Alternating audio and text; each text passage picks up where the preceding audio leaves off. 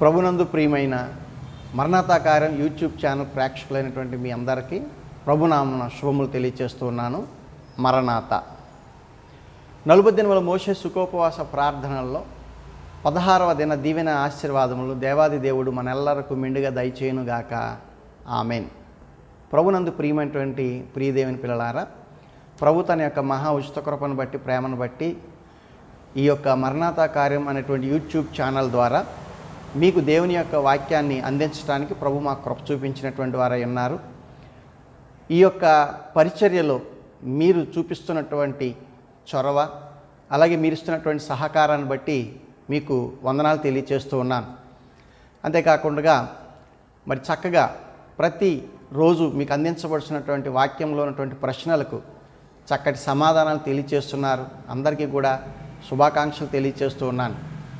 దేవుని చిత్తమును బట్టి మా కార్యం బ్రదర్స్ యొక్క ఆధ్వర్యంలో మరి కొన్ని ఆ యొక్క అప్డేట్స్తో, అనగా మరింత జనరంజకంగా ఉండేటట్లుగా ఈ మరణాతా కార్యం అనేటువంటి యూట్యూబ్ ఛానల్ని తీర్చిదిద్ది మరిన్ని దేవుని యొక్క వాక్య సందేశాలు మీకు అందించాలని చెప్పేసి మేము ఆశపడుతూ ఉన్నాం. కనుక మీరందరూ కూడాను ఈ యొక్క పరిచర్య మరింతగా అభివృద్ధి చెందాలని, అనేక ఆత్మలకు మరి ఆశీర్వాదకరంగా ఉండాలని, అనేక మంది రక్షణకు ఉపయోగపడాలని చెప్పేసి ప్రార్థన చేయాల్సిందిగా మీ అందరినీ కూడా కోరుతూ ఉన్నాం.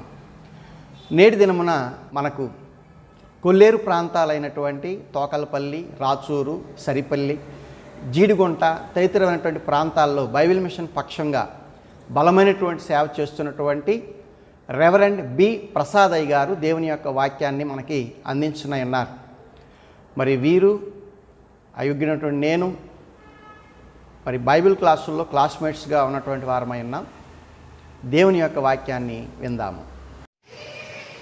అందరికీ మరణాత. మన ప్రభువును రక్షకుడునయున్న యేసుక్రీస్తు వారి ప్రశస్త నామమున మీకెల్లరకు శుభము కలుగునుగాక. ఆమేన్. దేవుని మహా ఉన్నతమైన కృపను బట్టి ఈ 2020వ సంవత్సరంలో మోషే సుఖోపవాస ధ్యానాలలో 16వ దినముందు దేవుని వాక్య సందేశాన్ని మీకు అందించడానికి దేవుడు అనుగ్రహించిన మహద్భాగ్యాన్ని బట్టి దేవునికి నా కృతజ్ఞతలు తెలియజేస్తూ ఉన్నాను. మరియు ఈ శ్రేష్టమైన ఉద్దేశమును, ప్రణాళికను కలిగి 40 దినములు 40 మంది ప్రసంగికుల చేత దేవుని వాక్య సందేశాన్ని వినిపించాలి అనేటువంటి దృక్పథం కలిగి ఈ ఘనమైన ఏర్పాటుకు పూనుకున్న దైవాభిషక్తులు రెవరెండ్ కార్యం మరణాతయ్య గారికి మా హృదయపూర్వకపు మరణాత. మరియు అనుభవజ్ఞులు, బైబిల్ మిషన్లో ఘనమైన పరిచర్య గావింపచేస్తూ ఉన్న రెవరెండ్ కార్యం రాజారావు అయ్య గారికి, అమ్మగారికి, మరియు కార్యం బ్రదర్స్ అందరికీ కూడా మా హృదయపూర్వకపు మరణాత. నేటి వాక్య సందేశాన్ని విందాం. నిర్గమాకాండము 16వ అధ్యాయ ధ్యానం కొరకు ప్రార్థన చేసుకుందాం. ప్రేమ స్వరూపుడవై ఉన్న మా పరలోకపు తండ్రి, మీ ప్రశస్తమైన ఘననామమునకు వందనములు, స్తుతులు, స్తోత్రములు చెల్లించుచున్నాము. సీనాయి శిఖరమున మోషేతో మాట్లాడిన ప్రభువా, తమ దాసుని మరుగు చేసుకుని నేడును మాట్లాడమని కోరుచున్నాము. ఏ ఘనమైన సంగతులు సీనాయి కొండ మీద మోషేతో మీరు ఉపదేశము చేశారో నీ సంగతులు నీ వాక్య గ్రంథములో నుండి నేడు మేము ధ్యానము చేయుచుండగా మాకు ఉపదేశము చెప్పుమని ప్రార్థన చేయుచున్నాను. వినుచు ఉండగా వినువారము మాత్రమై ఉండి మమ్మును మేము మోసపుచ్చుకొనక వినిన దానిని గ్రహించుటకును అవలంబించుటకును తద్వారా ఆధ్యాత్మికమైన వృద్ధి పొందుటకును మా జీవనమును సిద్ధము చేయము. యేసు క్రీస్తు ప్రశస్త నామమున ప్రార్థన చేయుచున్నాను పరమ తండ్రి. ఆమేన్. ప్రభునందు ప్రియులారా, నిర్గమాకాండ ధ్యానములలో 16వ అధ్యాయములోని కొన్ని ప్రాముఖ్యమైన విషయాలు ఈరోజు నేను మీతో మాట్లాడవలనని భావిస్తూ ఉన్నాను. నిర్గమాకాండము 16వ అధ్యాయములో ఒక అత్యంత ప్రాముఖ్యమైన సంగతిని చూడగలుగుతూ ఉన్నాము. అది మన్నా అనేటువంటి మాట. నిర్గమాకాండము 16వ అధ్యాయము 16వ వచనములో ఇది తినుటకు యెహోవా మీకిచ్చిన ఆహారము అనే మాటను చూస్తూ ఉన్నాము. అదే అధ్యాయంలో 31వ వచనమందు కూడా ఇశ్రాయేలీయులు దానికి మన్నా అను పేరు పెట్టుట కనపడుతూ ఉన్నది. ప్రియులారా, ఇశ్రాయేలీయులు ఐగుప్తు దేశము విడిచినది మొదలుకొని పాలు తేనెలు ప్రవహించు కానాను దేశము చేరు వరకు 40 సంవత్సరములు ఇశ్రాయేలీయులు భుజించిన ఆహారము ఈ మన్నాయే అయ్యుంటూ ఉన్నది అని గ్రహించవలసిన వారమై ఉన్నాము. ఏ కొదువ వారికి రాకుండానట్లు, ఏ ఆకలి వారికి కలుగకుండానట్లు 40 సంవత్సరములు ఇశ్రాయేలీయులకు దేవుడు మన్నాను ఆహారముగా అనుగ్రహించుట కనపడుతూ ఉన్నది. ప్రియులారా, ఈ మన్నా అనేటువంటి మాట మాన్హూమ్ అనేటువంటి హెబ్రీ పదము నుండి ఉద్భవించుట మనము చూస్తూ ఉన్నాము.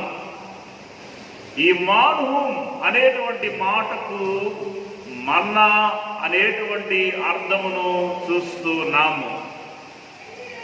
నాడు ఇశ్రాయేలీయుల మధ్య దేవుడు ఈ మన్నాను కురిపించినప్పుడు అది మునిపెన్నడూ ఎరుగని ఇశ్రాయేలీయులు తెల్లని కొత్తిమీర గింజల వలెను మంచు, నూగు, మంచు వంటి కణములుగా వారి కళ్ళ ఎదుట కనపడినప్పుడు అది ఏమిటో ఎరుగక వారిలో ఒకరికొకరు ఇదేమి ఇదేమి అని చెప్పుకునుట మనము చూస్తూ ఉన్నాము. ఈ మాటకు అర్థము మన్నా అని లేఖనములో కనపడుతూ ఉంది. కడకు ఈ మాటే ఆహారమునకు సార్థకము చేయబడుట పరిశుద్ధ గ్రంథములో మనము చూస్తూ ఉన్నాము. ప్రియులారా, ఈ మన్నాను గూర్చి 5 సంగతులు మీతో మాట్లాడవలనని భావిస్తున్నాను. ఈ 16వ అధ్యాయములో కనపడుతూ ఉన్న మన్నా అనబడేటువంటి ఆహారము యేసు క్రీస్తు ప్రభువుకు సాదృశ్యమయున్నది. ఈ భాగములో ఇది మొదటి అంశమయున్నదని గ్రహించవలసిన వారమై ఉన్నాము. ప్రియులారా, ఈ మన్నా అనబడేటువంటి ఆహారము యేసు క్రీస్తు ప్రభువుకు సాదృశ్యముగా గ్రహించాలి. ఏలయనగా యోహాను సువార్త 6వ అధ్యాయము 35వ వచనములో యేసు క్రీస్తు ప్రభువారు నేను జీవాహారమును అని వెల్లడిపరుచుకునుట కనపడుతూ ఉన్నది. జీవాహారమును నేనే అని ఆయన తెలియజేశారు. అవును ప్రియులారా, ప్రభువే ఆహారమై ఉన్నారు.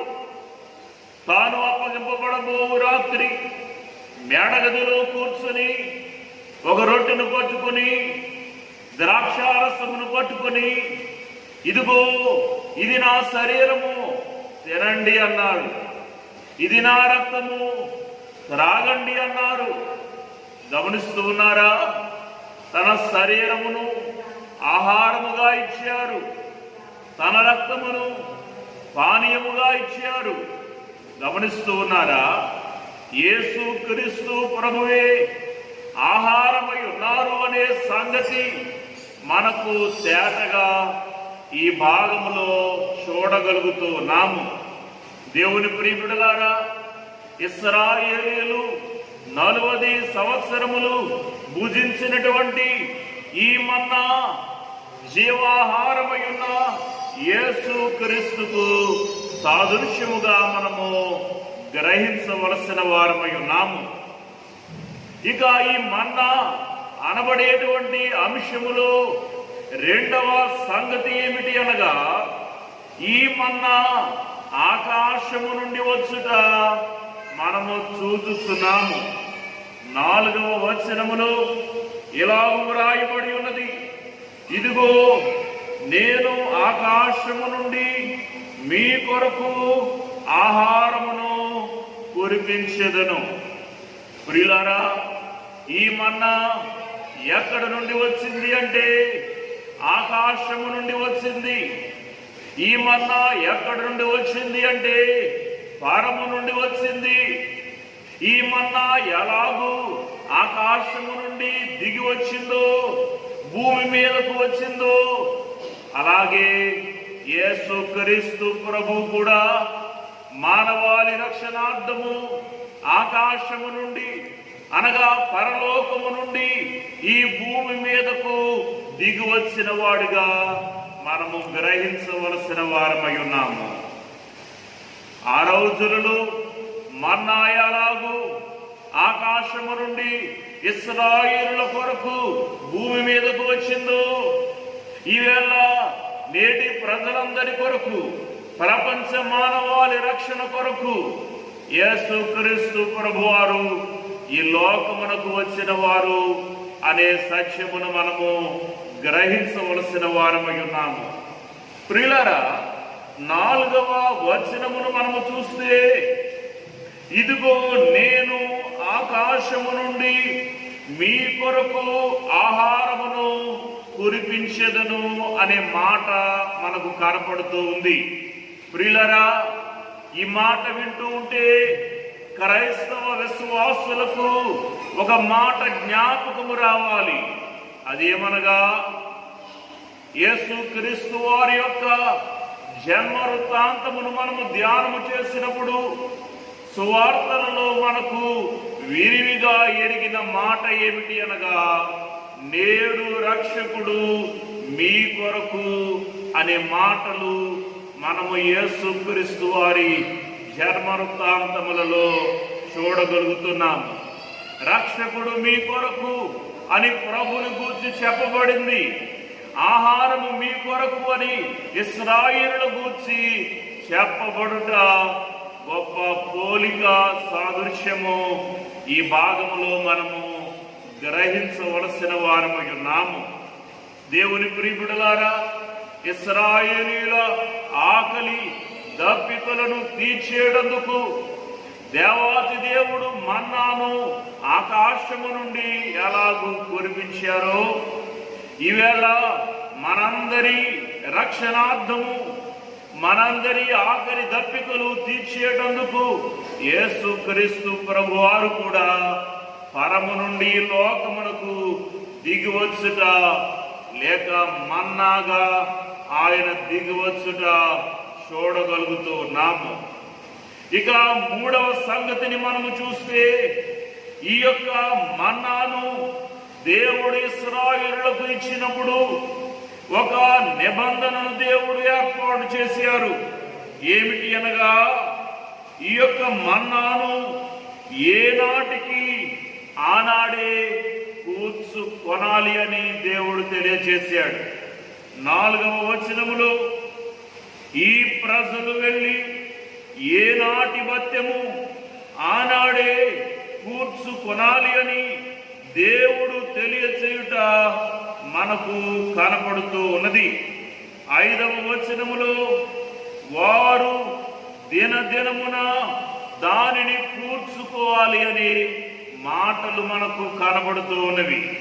ప్రియులారా, ఈ మన్నా ఇశ్రాయేలులకు దేవుడిచ్చిన తరువాత వారితో చెప్పినది ఏమనగా, ఈ మన్నాను మీరు ప్రతిరోజు కూర్చుకోవాలి.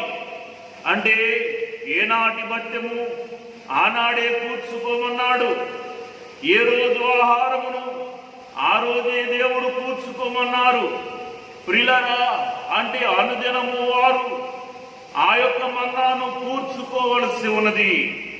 అలాగే ఈవేళ క్రైస్తవ బిడలైన వారు, దేవుని బిడలైన వారు అనుదినము ఇశ్రాయేలులు మన్నాను కూర్చుకున్నట్లే మనము దేవుని వాక్యమనే ఆహారమును కూర్చుకొనవలసిన వారమై ఉన్నామని జ్ఞాపకము చేస్తూ ఉన్నాను.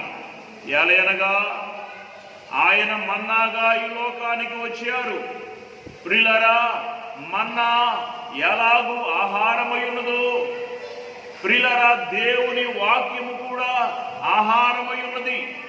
దైవజనుడు దేవదాసయ్య గారు అన్నారు, వాక్యాహారము తినని ఎడల బలమాత్మకు లభించుట ఎట్లు అన్నారు.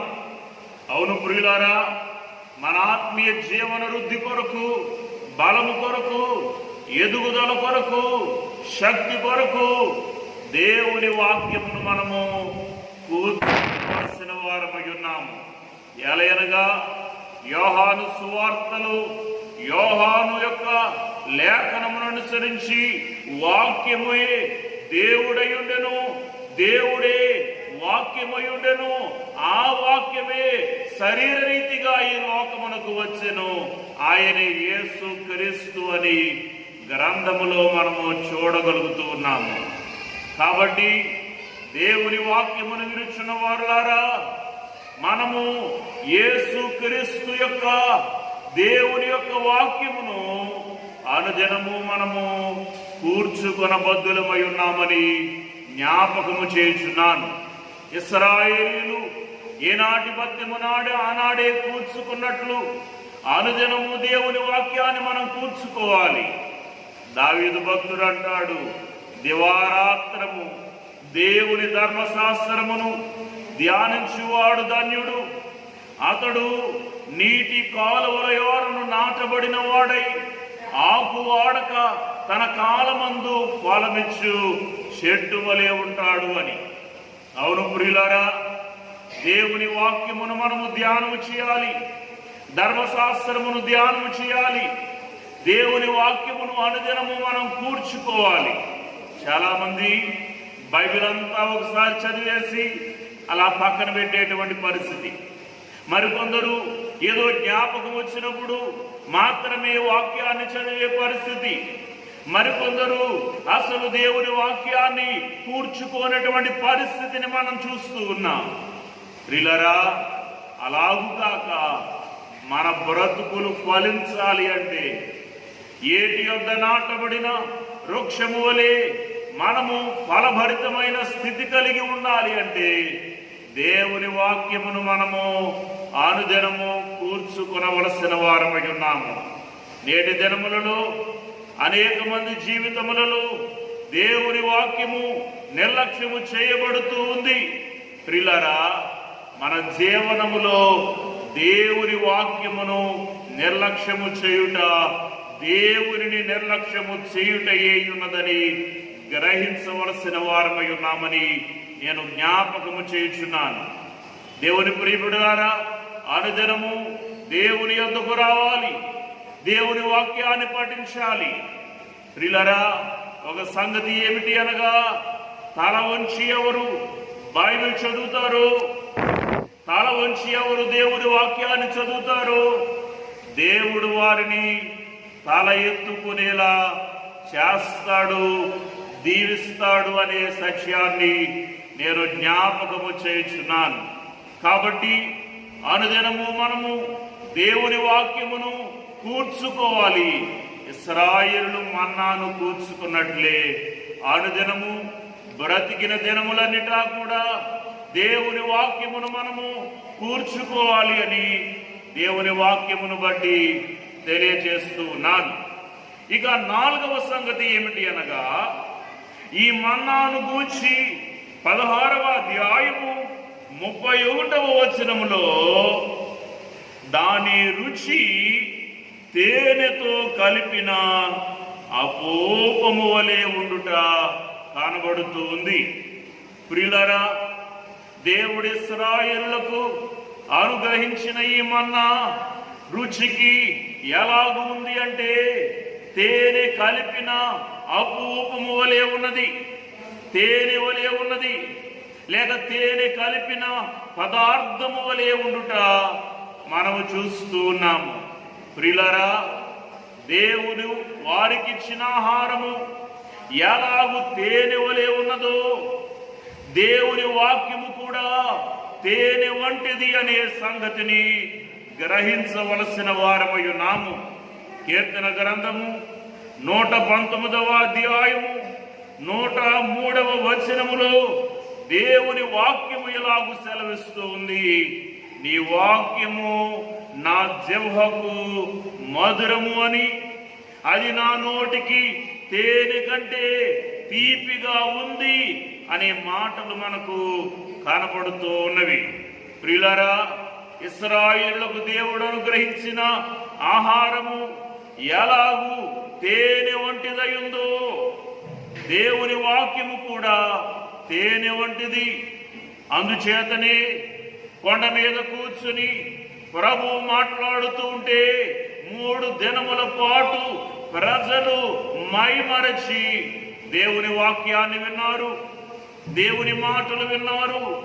అన్నపానముల ధ్యాసే లేదు, మరి ఏ విధమైన ఊసే లేదు. దేవుని వాక్యమును 3 దినములు వారు ప్రభు పాదముల దగ్గర వింటూ గడుపుట మనము చూస్తున్నాం. కారణం ఏమిటంటే దేవుని వాక్యము తేనె వంటిది అయ్యున్నదని గ్రహించవలసిన వారమై ఉన్నాము. అనేకులైన వారే దేవుని వాక్యములో ఉండే మాధుర్యమును గ్రహించలేకపోవుట విచారకరమై ఉన్నది. దేవుని వాక్యము మనకు తేనె వంటి మధురమైన స్థితిని అనుగ్రహించేదై ఉన్నదని గ్రహించవలసిన వారమై ఉన్నాము. ఇక 5వ సంగతి ఏమిటి అనగా, దేవుడు ఇశ్రాయేలీయులకు మన్నాను అనుగ్రహించారు. ఏ దినమునకు ఆ దినమే దేవుడు కూర్చుకోవాలి అన్నారు. కానీ ఒక ప్రత్యేకమైన నియమం ఏమిటి అనగా, ఈ మన్నా దొరకనటువంటి ఒక దినము మనము చూడగలుగుతూ ఉన్నాము. 16వ అధ్యాయము 26, 27 వచనాలు మనము చూచినప్పుడు 6 దినములు దానిని కూర్చుకొనవలెను, విశ్రాంతి దినమున అనగా 7వ దినమున అది దొరకదు అని దేవుడు చెప్పాడు. 27వ వచనములో అట్లు జరిగెను, ప్రజలలో కొందరు 7వ దినమున దాని కూర్చుకొన వెళ్ళగా వారికి ఏమీ దొరకకపోయెను అని కనబడుతూ ఉన్నది. ప్రియులారా, గమనిస్తూ ఉన్నారా? 6 దినములే ఈ మన్నా దొరికింది, 7వ దినమున ఈ మన్నా దొరకదు అన్నాడు దేవుడు. అదే ప్రకారముగా జరుగుట మనము చూచుచున్నాము. దేవుని ప్రియబిడ్డలారా, ఇశ్రాయేలులకు దేవుడు చక్కని మన్నాను ఆహారముగా ఇచ్చారు. అయితే 6 దినాల వరకు ఈ మన్నా వారికి దొరికింది. కూర్చుకున్నారు, వండుకున్నారు, కాల్చుకున్నారు. వారు సమృద్ధిగా తిన్నారు. కానీ మన్నా దొరకనటువంటి ఒక దినము ఉన్నది. ప్రియులారా, ఈ లేఖన భాగములో అది మనము గ్రహించవలసిన వారమై ఉన్నాము. ఇశ్రాయేలులకు మన్నా దొరకనటువంటి ఒక దినము ఎలాగూ ఉన్నదో, ఈ లోకములో దేవుని వాక్యము దొరకనటువంటి దినమొకటి ఉన్నది అనే సంగతిని మనము గ్రహించవలసిన వారమై ఉన్నాము. నేటి దినములలో దేవుని మహాకృపను బట్టి దేవుని వాక్యము ఎంతో విరివిగా దొరుకుతూ ఉన్నది. చదువుటకు గాని, వినుటకు గాని, ధ్యానించుటకు గాని దేవుని వాక్యము మనకు ఎంతో విరివిగా దొరుకుతూ ఉన్నది. కానీ రాబో దినములలో దేవుని వాక్యము దొరకనటువంటి దినాలు, దేవుని వాక్యము అందనటువంటి దినాలు ఉంటాయి అని ఆమోసు ప్రవచనములో మనము చూడగలుగుతూ ఉన్నాము. ఆమోసు గ్రంథము 8వ అధ్యాయము 11వ వచనములో చూస్తే, రాబో దినములందు దేశములో నేను క్షామమును పుట్టింతును, అది అన్నపానములు లేకపోవుట వలన కలుగు క్షామముగా కాక, యెహోవా మాటను వినకపోవుట వలన కలుగు క్షామముగా ఉండును. ఇదే యెహోవా వాక్కు. 12వ వచనం, కాబట్టి జనులు యెహోవా మాట వెదుకుటకై ఈ సముద్రము నుండి ఆ సముద్రము వరకు, ఉత్తర దిక్కు నుండి తూర్పు దిక్కు వరకు సంచరించుదురు గాని అది వారికి దొరకదు అనే మాట కనబడుతూ ఉన్నది. ప్రియులారా, గమనిస్తూ ఉన్నారా? ఆమోసు ప్రవచనమును మనము చూచినప్పుడు, ఇదిగో దేవుని వాక్యము దొరకనటువంటి దినాలు రాబోతూ ఉన్నాయి. దేవుని మాట వెతుకుటకై ఈ సముద్రము నుండి ఆ సముద్రం వరకు, ఈ దిక్కు నుండి ఆ దిక్కు వరకు, ఇదిగో ఎంత వెతికినా బైబిల్ సెలవిస్తూ ఉంది, అది వారికి దొరకదు అనే మాట కనబడుతూ ఉంది. కాబట్టి ప్రియులారా, రాబో దినములలో దేవుని వాక్యము దొరకని దినాలు రాబోతూ ఉన్నాయి. మన్నా 6 దినాలు దొరికింది, 7వ దినమందు కూడా దొరుకుతుంది అనుకున్నారు. కానీ ఆ రోజు వారికి దొరకలేదు. ఈవేళ కూడా నేడు దొరికిన దేవుని వాక్యం రేపటి దినమందు కూడా దొరుకుతుంది అనుకోవటం పొరపాటు. దేవుని ప్రియబిడలారా, ఒక సమయము పిమ్మట దేవుని వాక్యము దొరకని కాలము రాబోతూ ఉంది. కాబట్టి 7వ దినమందు మన్నా దొరకదు గనుక 6వ దినమందే దానిని కూర్చుకునుట లేఖనములో కనబడుతూ ఉన్నది. కాబట్టి ప్రియులారా, ఈవేళ రాబో దినములలో దేవుని వాక్యము దొరకదు గనుక దొరికిన ఈ దినాలలోనే దేవుని వాక్యాన్ని మనము మన హృదయములో భద్రము చేసుకొనవలసిందిగా నేను జ్ఞాపకము చేయుచున్నాను.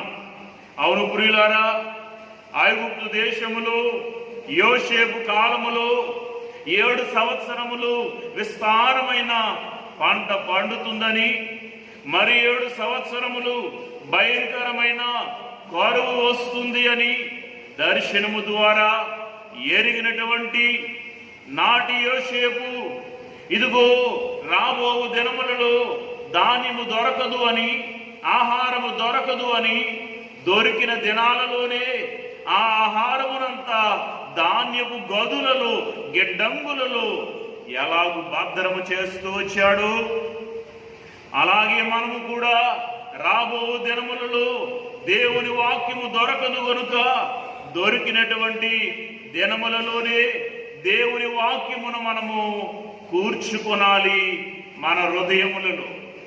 రాబో దినములలో ధాన్యము దొరకదు అని, ధాన్యపు గదులలో ఎలాగు ధాన్యమును యోసేపు దాచాడో ఈవేళ కూడా మన హృదయమనే గదులలో దేవుని వాక్యమును పదిలము చేసుకోవాలి.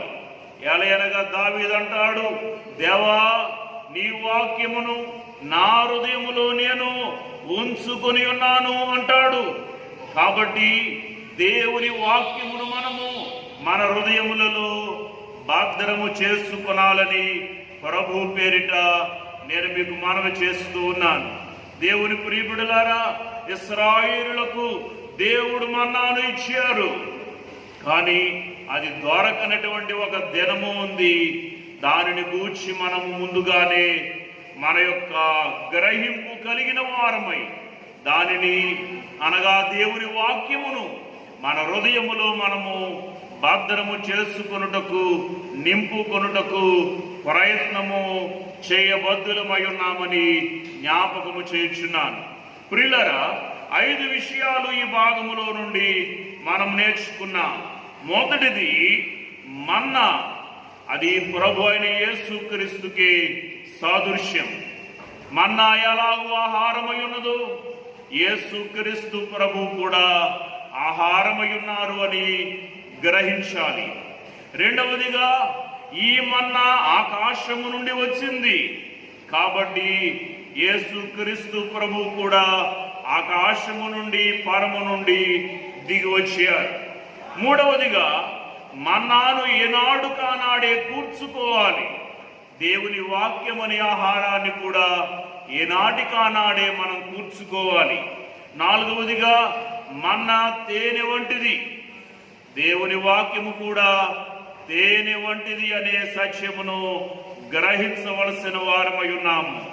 6 దినములు దొరికిన మన్నా 7వ దినమున దొరకని పరిస్థితి ఉంది. అలాగే నేడు దొరుకుతున్న దేవుని వాక్యం రాబో దినములలో దొరకదు గనుక దొరికిన ఈ దినాలలోనే దేవుని వాక్యమును హృదయములో నింపుకొనగలిగేటువంటి భద్రత, క్షేమము, ఆశీర్వాదము దేవుని ఎడల, దేవుని వాక్యం ఎడల ఆసక్తి దేవుడు మన జీవనమునకు ప్రసాదించును గాక. ప్రార్థన చేసుకుందాం. ప్రేమా స్వరూపుడవై ఉన్న తండ్రి, మీ ప్రశస్తమైన నామమునకు వందనములు.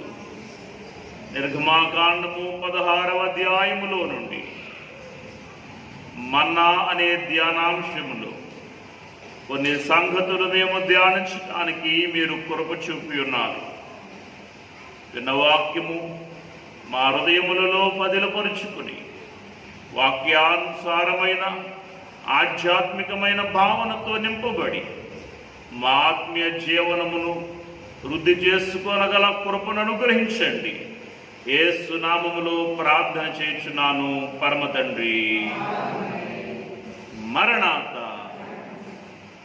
నేటి దినమున మనకు దేవుని వాక్యం అందించిన రెవరెండ్ బి ప్రసాద్ అయ్య గారికి మరణత కార్యం యూట్యూబ్ ఛానల్ తరపున మీ అందరి తరపున హృదయపూర్వక వందనములు. రెవరెండ్ బి ప్రసాద్ అయ్య గారు, మీకు మరణాత. నేటి దిన వాక్యములో 3 ప్రశ్నలు. మొదటి ప్రశ్న, మన్నా అను మాట ఏ హీబ్రూ పదము నుండి ఉద్భవించినది? మన్నా ఎవరికి సాదృశ్యము? మన్నా అను మాట ఏ హీబ్రూ పదము నుండి ఉద్భవించినది? మన్నా ఎవరికి సాదృశ్యము? రెండవ ప్రశ్న, నాడు ఇజ్రాయేలీయులు అనుదినము సమకూర్చుకొనినది ఏమి? నేడు క్రైస్తవ విశ్వాసులు అనుదినము సమకూర్చుకోవాల్సినది ఏమి? నాడు ఇజ్రాయేలీయులు అనుదినము సమకూర్చుకొనినది ఏమి? నేడు క్రైస్తవ విశ్వాసులు అనుదినము సమకూర్చుకోవాల్సినది ఏమిటి? మూడవ ప్రశ్న, దేవుని వాక్యము దొరకని కాలము వచ్చునని ఏ ప్రవక్త ప్రవచించినాడో? రిఫరెన్స్ ఏమిటి? దేవుని వాక్యము దొరకని కాలము వచ్చునని ఏ ప్రవక్త ప్రవచించినాడో? రిఫరెన్స్ ఏమిటి? మీ యొక్క సమాధానాలు డిస్ప్లేలో ఇవ్వబడిన ఫోన్ నెంబర్కి SMS ద్వారా కానీ వాట్సాప్ ద్వారా కానీ అందించండి.